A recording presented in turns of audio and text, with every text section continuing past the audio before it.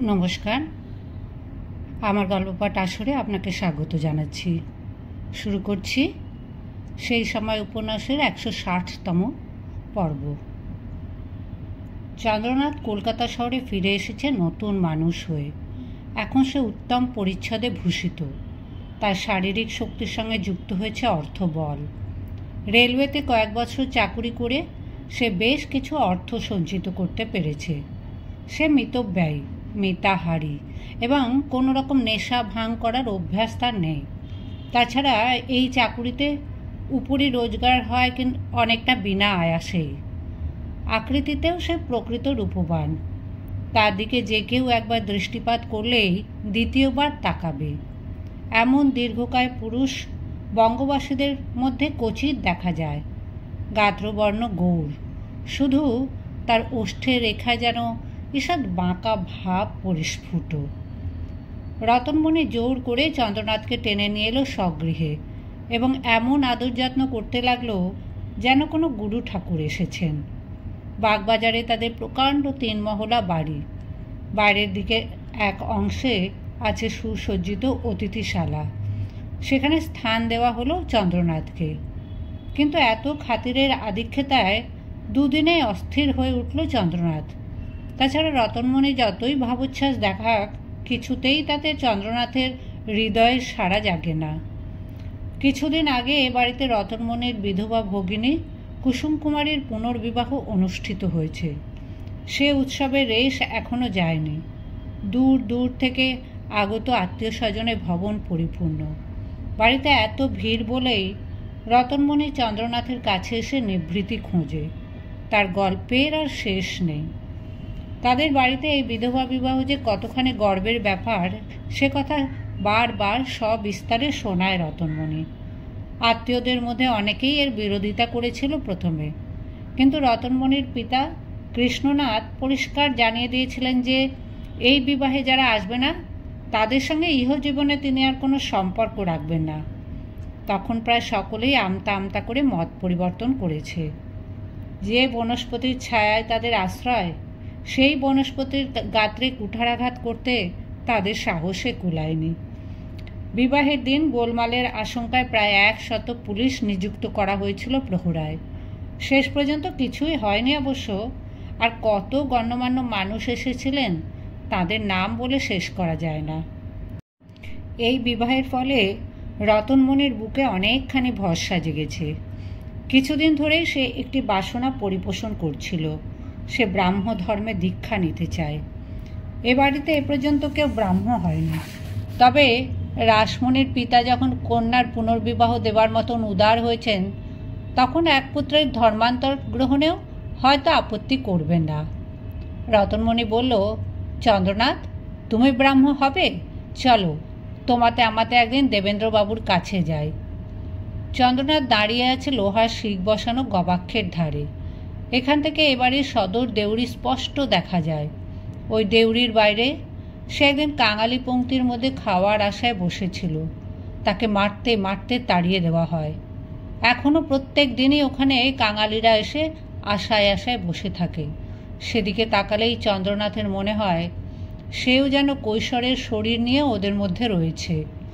মুখ ফিরিয়ে সে অন্যমনস্কভাবে বলল, ব্রাহ্ম কেন? রতনমণি বলল, তুমি ব্রাহ্ম ধর্ম সম্পর্কে কিছু জানো না? বেশ তো, আমি তোমায় খানকতক বই পড়তে দেব। ভাই, আমি এই নবধর্মের মধ্যে সংস্কারমুক্ত পবিত্রতার সন্ধান পেয়েছি। একেশ্বরবাদী হওয়া ছাড়া এই অনস্থবির হিন্দু ধর্মের কোনো মুক্তি নেই গো। এত জাত পাত ছোঁয়াছুঁয়ি, এত অবিচার। চন্দ্রনাথ বলল, বর্ধমানে আমি এতদিন একা একা থেকেছি। সেই সময় পড়েছি অনেক বই। ব্রাহ্মধর্ম সম্পর্কে আমার কিছু জানতে বাকি নেই। শুধু একটা বিষয় জানতে পারিনি বা বুঝতে পারিনি, দেবেন্দ্রনাথ ঠাকুরমশাই ব্রাহ্মধর্ম প্রচার করে হিন্দু ধর্মের কুসংস্কার ঘোচাতে চাইছেন, বেশ কথা, কিন্তু তিনি কি তার পালকি বেহারা কিংবা বাড়ির চাকর বাকরদের ওই ধর্মে দীক্ষা দিয়েছেন? রতনমণি খাঁটি বিস্ময়ের সঙ্গে জিজ্ঞাসা করলেন, চাকরদের দীক্ষা দেবেন? কেন? কেন? চাকররা বুঝি হিন্দু নয়? তাদের মুক্তির দরকার নেই? তুমি কি বলছো? মাথা মুন্ডু চাই বুঝতেই পারছি নি। চাকররা দীক্ষা নেবে, তারপর 5 জন ভদ্রলোকের সঙ্গে একসাথে প্রার্থনায় বসবে? হে হে, কেউ দীক্ষা দিতে চাইলেই বা সে বেটাদের সাহস হবে কেন? তারা রাজি হবে না। আফ্রিকা থেকে যেসব নিগ্রোদের আমেরিকায় কৃতদাস হিসেবে নেওয়া হয়েছে, তারাও কিন্তু খ্রিস্ট ধর্মে দীক্ষা পেয়েছে। সেখানে প্রভু ভৃত্য সব এক ধর্মের। তোমাদের বুঝি আলাদা? তুমি যা বলছো এবার বুঝেছি। হ্যাঁ, একদিন সারা দেশের সকলেই ব্রাহ্ম হবে, কিন্তু তার আগে দেশের বিশিষ্ট ব্যক্তিদের আগে দলে আনা হোক, আগে ভালো করে দানা বাঁধুক। আমি দীক্ষা নিতে চাইলে আমায় দেওয়া হবে? কেন হবে না? তোমার মতন শিক্ষিত বুদ্ধিমান মানুষকে আমাদের মধ্যে পেলে সেখানে আমার নিশ্চয়ই আত্মপরিচয় দিতে হবে। আমি বলবো আমার জননী ছিলেন বেশ্যা, আমার পিতাকে তা আমি জানি না। এ হে হে, ওসব থাক, তুমি ওসব আগ বাড়িয়ে বলতে যাবে কেন? অর্থাৎ আমাকে মিথ্যে পরিচয় দিতে বলছো, অথচ বইপত্র পড়ে দেখেছি ব্রাহ্মদের জীবনে মিথ্যার কোনো স্থান নেই, তারা সত্যের উপাসক। আমি জানি তোমাদের এই সব সংস্কার আন্দোলন শুধু সমাজে উচ্চবর্ণ বামুন কায়কদের জন্য। আর আছে বণিক শ্রেণী। একালে জমিদারদের চেয়ে বণিকরাই বেশি শক্তিমান। তারা অভিজাত সাজবার জন্য পুরনো জমিদারি কিনে নিচ্ছে, আর সমাজের চূড়ায় ওঠবার জন্য 2 হাতে টাকা ছড়িয়ে দয়ালু, পরোপকারী আর সমাজ সংস্কারক সাজছে। তুমি এত রেগে যাচ্ছ কেন? তোমাদের বিদ্যাসাগর মহাশয়ের কাছেও গিয়ে আমি একটা কথা জেনে আসব। বিদ্যায় বুদ্ধিতে আমি অন্য অনেকের চেয়ে খাটো নই, কিন্তু আমি যদি বিধবা বিবাহ করতে চাই, তিনি আমার বিয়ে দিতে রাজি হবেন? তিনি নিজে উপস্থিত থেকে আমার বিয়ে দেবেন? মন্ত্রপাঠের সময় যখন আমার পূর্বপুরুষদের নাম জিজ্ঞাসা করা হবে, আমি পরিষ্কার বলবো আমি জারুজ, আমার কোনো পিতৃ পরিচয় নেই। চন্দ্রনাথ, ওই জ্বালা তুমি আর বুকে পুষে রেখো না, ওসব পুরনো কথা ভুলে যাও। আমি কিছুই ভুলবো না, আর জীবনে কখনো মিথ্যে কথা বলবো না বলে শপথ নিয়েছি। কিন্তু সর্বক্ষণ বুকের মধ্যে এরকম রাগ বইলে তুমি তো জীবনে কিছুই করতে পারবে না। জীবনে ভালো ভালো দিকগুলো উপভোগ করতে গেলে মনটাকে নির্মল রাখতে হয়। যে মানুষ অন্যায় ও অবিচারের প্রতিকার করতে চায় তার ক্রোধী ও জেদি থাকাই উচিত। দেখো, তোমাদের এই সমাজটার একদিন আমি ঘাড় মটকাবো। হা হা হা হা। হাসছ? হাসো। শোনো, তোমাদের এই ব্রাহ্ম ধর্ম কিংবা বিধবা বিবাহটি এসবই অতি ছেঁদো ব্যাপার, মুষ্টিমেয় লোকের হুজুগ। মানুষের মধ্যে কোনো উচ্চ নীচ শ্রেণী থাকবে না, সব মানুষ সমান হবে, সমান অধিকারের সুযোগ পাবে। এই কথাটা প্রচার করাই এখন প্রকৃত ধর্ম। সব মানুষ সমান হবে, এইসব আজগুবি কথা তোমার মাথায় ঢুকলো কি করে? হাতের 5টা আঙুল কখনো সমান হয়? হাতের 5টা আঙুল সমান হলে সে হাত যেমন কোনো কাজে নয়, তেমনি সব মানুষ সমান হলে তখন আর সমাজও চলবে না। তাহলে কেউ আর প্রজা থাকবে না, সবাই রাজা হতে চাইবে। কেউ রাজাও হবে না, কেউ প্রজাও থাকবে না। গুণ অনুসারে যে যার নিজের কাজ করবে। আসল কথা হলো সকলে সমান অধিকার পাবে। চণ্ডীদাস নামে এক কবির নাম শুনেছ? তিনি গেয়েছিলেন, সুনহ মানুষ ভাই, সবার ওপরে মানুষ সত্য, তাহার ওপরে নাই। ও, তিনি তো বৈষ্ণব ছিলেন না? তা তুমি বৈষ্ণবদের দলে ভিড়তে পারো অবশ্য। ওরা শুনেছি জন্ম পরিচয়ের ধার ধারে না, যার তার সঙ্গে কণ্ঠি বদল করলেই ওদের বিয়ে হয়ে যায়। ওদের খুব মজা। অর্থাৎ তুমি ওদের বিদ্রূপ করছো। ওরা জাতের বিচার মানে না, বংশ পরিচয় তোয়াক্কা করে না বলেই তোমাদের চোখে ওরা বিদ্রূপের পাত্র। তুমি আমাকে এ বাড়িতে ডেকে এনেছো শুধু তোমার আত্মশ্লাঘায় সুরসুরি লাগাতে, আমাকে সম্মান করতে নয়। সে আমি প্রথমেই বুঝেছি। I know your type. I have seen enough of this kind of hypocrisy. এর অল্প পরেই চন্দ্রনাথ নিজের জিনিসপত্র গুছিয়ে রতনমনের গৃহ থেকে নিষ্ক্রান্ত হলো। তারপর একটি কেরাঞ্চি গাড়িতে অনেকক্ষণ ঘুরে শেষ পর্যন্ত একটা বাসা ভাড়া পেল বৈঠকখানা অঞ্চলে। বর্ধমান ছেড়ে কলকাতায় আসবার সময় তার মাথায় কোনো পরিকল্পনা ছিল না। ভেবেছিল 2-4 দিন ঘুরে চলে যাবে। এখন সে ঠিক করলো এখানে বেশ কিছুদিন থাকবে। রেলের চাকুরিতে ইতিমধ্যেই সে মনে মনে ইস্তফা দিয়ে ফেলেছে। সন্ধ্যাকালে বাড়ির দরজায় তালা লাগিয়ে সে বেরিয়ে পড়ল পথে। গাড়ি ধরল না, পদব্রজেই ঘুরতে লাগলো উদ্দেশ্যহীন ভাবে। কলুটোলার কাছে অনেক দোকানপাট এই সময় খোলাই থাকে। প্রত্যেক দোকানের বাইরে দাউ দাউ করে জ্বলছে মশাল। খরিদ্দারদের ভিড়ে স্থানটি রমরম করে। এক দোকান থেকে চন্দ্রনাথ একটি মজবুত ছড়ি কিনল, তার ইংরেজি আনা পোশাকের সঙ্গে মিলিয়ে। তার গাত্রবর্ণ ও পোশাকের সামঞ্জস্যের জন্য অনেকে তাকে সাহেব মনে করে। দেশীয় লোকরাই এমন ভুল করবে, সাহেবরা নয়। অবশ্য ট্যাশ ফিরিঙ্গি হিসেবে সে নিজেকে চালিয়ে দিতে পারে স্বচ্ছন্দে। ছড়িতে ভর দিয়ে সে অলস পদক্ষেপে হাঁটতে লাগলো। মনের গতি অনেক সময় মানুষ নিজেই বুঝতে পারে না। চরণের গতির সঙ্গে মনের গতি মিলে যায়, তবু মানুষ অবাক হয়।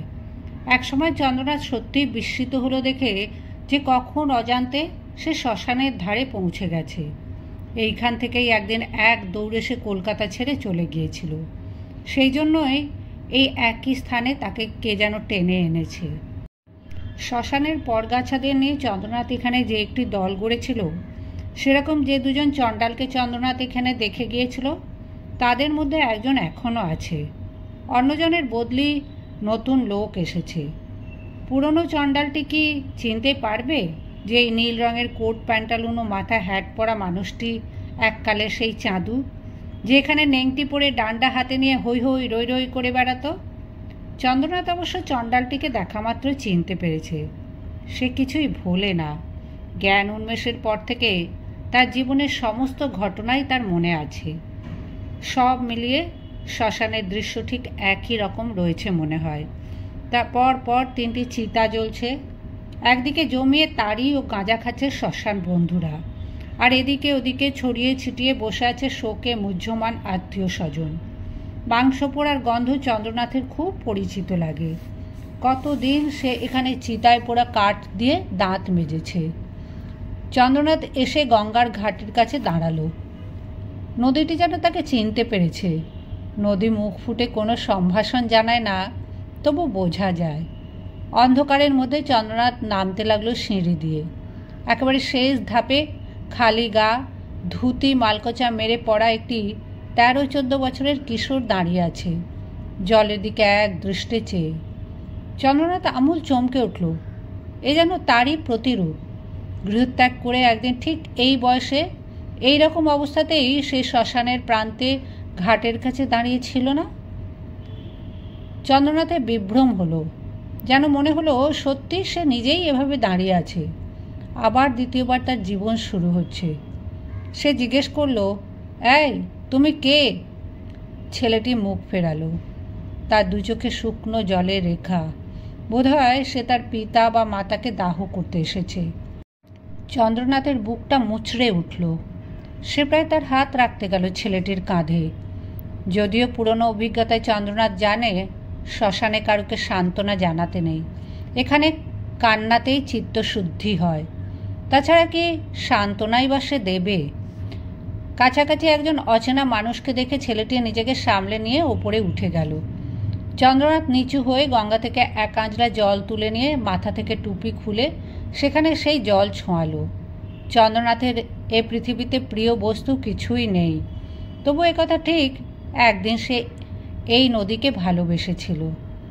অন্ধকারে প্রবহমানা নদীর দিকে তাকিয়ে কিছুক্ষণ দাঁড়িয়ে রইল চন্দ্রনাথ। একসময় তাকে ঘিরে ধরল শ্মশানের নন্দী ভৃঙ্গিরা। চন্দ্রনাথ সচকিত হয়ে ফিরে তাকালো। তারপরে সজোরে হেসে উঠল হা হা করে। সত্যি তো, কিছু বদলায় না। একসময় এরকম অন্ধকারে কোনো শাঁসালো মালদার চেহারার লোককে একা দেখলে সেও তার দলবল নিয়ে তাকে ঘিরে ধরত না? লোকটা সব কিছু কেড়ে কুড়ে সর্বশান্ত করে ছাড়ত। এখন এই ছেলের দলও তাকে সেই রকম কোনো লোক ভেবেছে। হাতের ছড়িটা তুলে সে অনেকটা সস্নেহে বলল, যা যা, অন্য জায়গায় যা। চন্দ্রনাথ এরপর চলে এলো বউবাজারে। এ পথেও রাত্রি যত বেশি হয় তত লোকজন জাগে। ফেরিওয়ালারা ঘন ঘন বেল ফুল হেঁকে যায়, সেই সঙ্গে তোপসে মাছ, গুলাবি রেউড়ি আর ধূপ ধুনো। দুদিক থেকে আসা দুই ল্যান্ডো বা ফিটান গাড়ির ঘোড়া পাশাপাশি গ্রীবা বাঁকিয়ে ফর্র শব্দে কিছু বাক্য বিনিময় করে। এই সব কিছু ছাপিয়ে যায় মাতালের হল্লা। যে বাড়িতে হীরা বুলবুল থাকতো, যেখানে চন্দ্রনাথ জন্মেছে, সেই বাড়িতে রং পাল্টানো হয়েছে। আগে ছিল ফিকে নীল, এখন হলুদ। মেরামতির কাজও কিছু হয়েছে মনে হয়।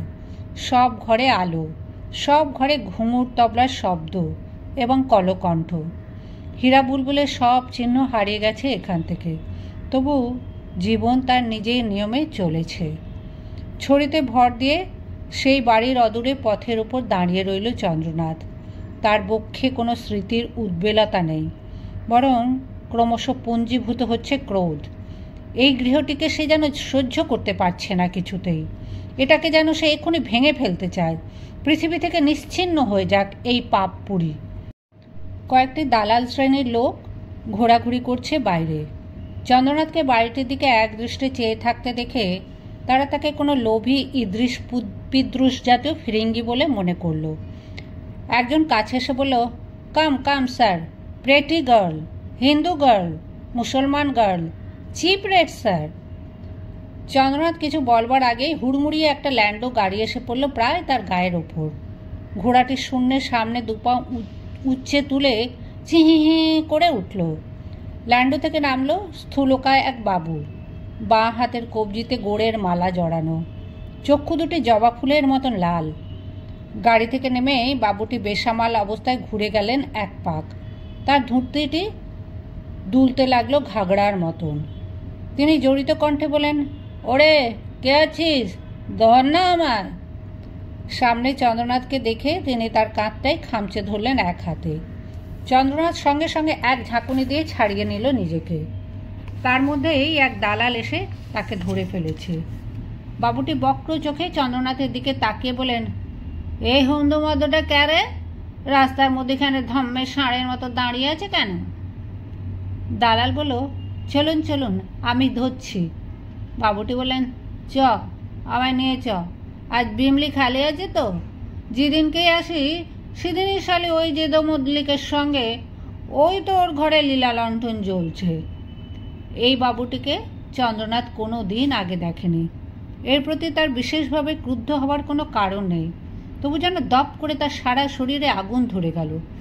লোকটি যে ঘরটির দিকে আঙুল তুলে দেখালো, ওইটাই ছিল তার জননী হীরা বুলবুলের শয়নকক্ষ।